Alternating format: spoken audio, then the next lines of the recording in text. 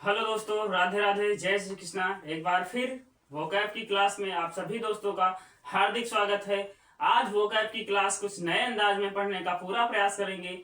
आप लोग copy pen notes लेकर बैठ जाइए और कमेंट बॉक्स में कमेंट आप लोगों के मत रुकने चाहिए। जितना हो सके आप इस चैनल का और इस यूट्यूब आईडी का सपोर्ट करते रहे, उन बच्चों तक पहुंचा दीजिए जो बच्चे कहते हैं इंग्लिश काफी टफ सब्जेक्ट है, इंग्लिश काफी बोरिंग सब्जेक्ट है, उनके लिए बता दें आपको एकदम आसान भाषा में समझने का पूरा मौका मिल रहा है। आप लोग घर बैठे आसानी से पढ़ सकते हैं। कोई भी समस्या, कोई भी प्रॉब्लम्स आ रही हो, आप लोग कमेंट में जरूर बता सकते हैं। आज हम लिख कर वोकैब की क्लास पढ़ना चाहते हैं, तो आप लोग ध्यान से बैठें। आपको एकदम आसान भाषा में याद कराने की पूरी जिम्मेदारी हमारी। आप लोग क्लास में बैठकर और ध्यान से देखते रहिए, कॉपी पे नोट्स लेकर बैठ जाइए और अंत तक क्लास में बने रहें। क्लास की शुरुआत आपको बेहतरीन तरीके से लगेगी। जितना आप मन लगाएंगे उससे कहीं ज्यादा हम भी मन लगाएंगे। आप लोग पढ़ने के लिए एकदम तैयार हो जाइए और आपको स्पेलिंग हम एक एक कर आपको याद करवाने का पूरा प्रयास करेंगे। आइए शुरुआत करते हैं कुछ नए अंदाज में। ध्यान से समझना, आपको हम वोकैब की क्लास पढ़ा रहे हैं। क्या पढ़ा रहे हैं? वोकैब की क्लास, वोकैबुलरी।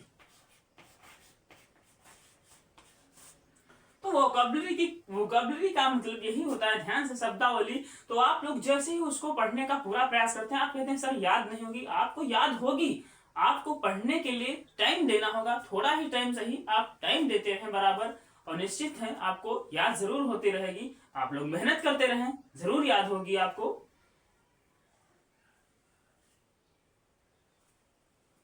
तो इस क्लास की शुरुआत कुछ नए अंदाज में करना का पूरा प्रयास करते हैं और आप लोग पढ़ने के लिए एकदम तैयार हो जाइए। आप कहते हैं सर वीक का मतलब क्या होता है? ध्यान से समझना।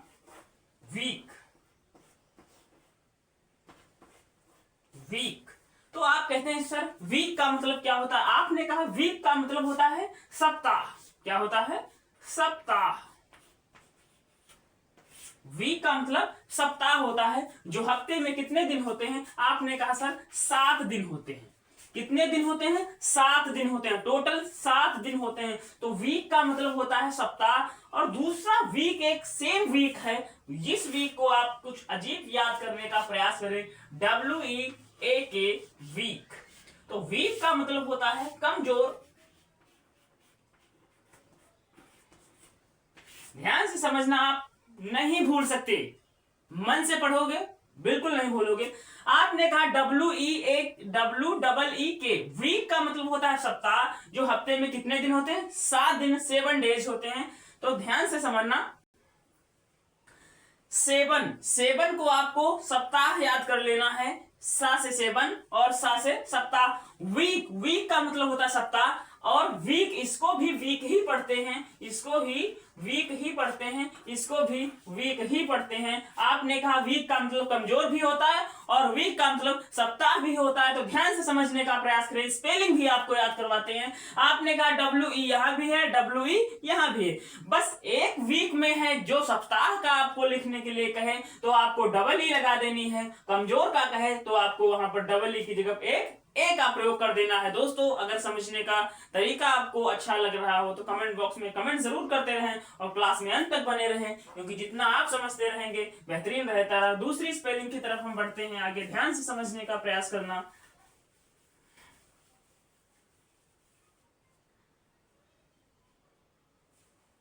दूसरी स्पेलिंग है वार।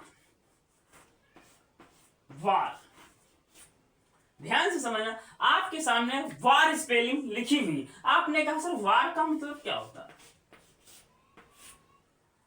देहाती भाषा में आपको बता दें, वार का मतलब होता है कोई लोग आप पर लाठी मारने के लिए तैयार हो जाता है। आप कहते हैं मुझ पर उसने पहले वार किया था। तो वार का मतलब युद्ध होता है। आप लोग कमेंट में जरूर बताएं किस किस को याद है कि वार का मतलब युद्ध भी होता है। तो वार का मतलब युद्ध होता है। आप अपने यहाँ जो वार का मतलब होता है लड़ाई झगड़ा में तब्दील हो जाता है, वही लड़ाई झगड़ा बड़े रूप में चला जाता है, देश विदेश में चला जाता है। आप कहते हैं सर युद्ध बनकर तैयार हुआ। आपने कहा सर कोल्ड वार नाम हम सुने हैं। कोल्ड वार, क्या सुने हैं? Cold war. तो COLD। आपने कहा सर कोल्ड का मतलब तो ठंडा होता है। तो ध्यान से समझना, कोल्ड का मतलब ठंडा भी होता है और कोल्ड का मतलब शीत भी होता है। कोई दिक्कत हो आप कमेंट में जरूर बताएं कि कोल्ड का मतलब शीत भी होता है और कोल्ड का मतलब ठंडा भी होता है। तो आप कहेंगे सर कोल्ड वार का मतलब क्या होता है? तो कोल्ड वार का मतलब शीत युद्ध होता है जो ठंडी के समय में लड़ा जाता है। तो ध्यान से समझने का प्रयास करें। तो कोल्ड वार का मतलब शीत युद्ध होता है जिसे हम हाई स्कूल या इंटर में पढ़ने को मिलता है। तो कोल्ड वार का मतलब होता है शीत युद्ध, वार का मतलब होता है युद्ध, वार का मतलब होता है लड़ाई झगड़ा। कोई समस्या है आप लोग कमेंट में जरूर बताते रहें। पढ़ाने का अंदाज कैसा लग रहा है आप लोग कमेंट में जरूर बता सकते हैं अपने शब्द से। नेक्स्ट वर्ड है, ध्यान से समझना और अंत तक बने रहें क्लास में।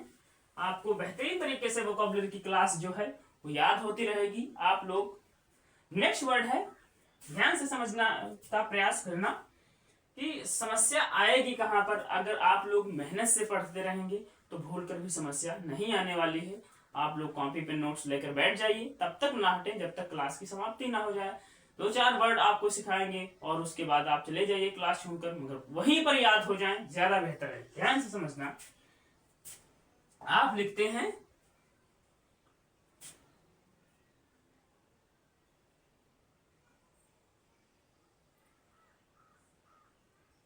सी, आप लिखते हैं सी। तो आपने कहा सर सी का मतलब तो समुद्र होता है। बिल्कुल सही बात है, सी का मतलब समुद्र होता है। सी का मतलब समुद्र होता है। सी का मतलब आपने कहा सर सी इसको भी तो पढ़ते हैं, SEE सी इसको भी पढ़ते हैं, इसका मतलब क्या होता है? तो आपने कहा सर सी इसको भी पढ़ते हैं और सी इसको भी पढ़ते हैं। तो सी का मतलब होता है समुद्र, EE का मतलब होता है देखना। दोस्तों अगर पढ़ने का अंदाज सही हो आप लोग कमेंट में जरूर बता सकते हैं।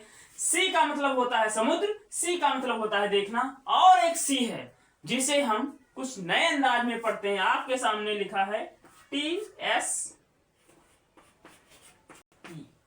इसको भी सी ही पढ़ा जाता है। टी साइलेंट हो जाता है।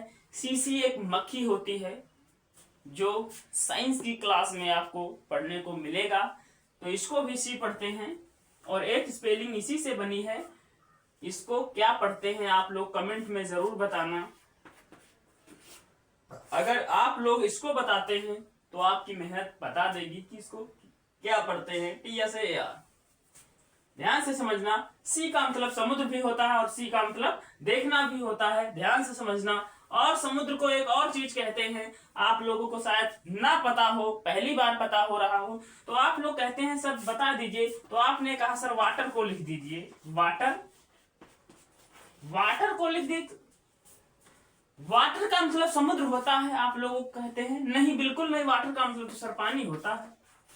तो हमने लिख दिया पानी। जैसे ही हम इसमें एस का प्रयोग कर देते हैं, वाटर्स का मतलब समुद्र बनकर तैयार हो जाता है। आप लोगों को अगर ये स्पेलिंग अच्छी लग रही हो कमेंट बॉक्स में लाइक नहीं रुकने चाहिए और कमेंट भी नहीं रुकने चाहिए। नेक्स्ट स्पेलिंग है, आपने कहा सर गुड, GOOD। आपने कहा सर गुड का मतलब तो अच्छा होता है, हमने कहा सामान होता है, आपने कहा नहीं। तो आपके सामने हमने एस का प्रयोग कर दिया, अब हमने लिख दिया गुड्स। तो आपने कहा सर सामान हो जाएगा, गुड्स का मतलब सामान हो जाएगा। समान का मतलब होता समान, समान का मतलब एक जैसा, क्या, एक जैसा।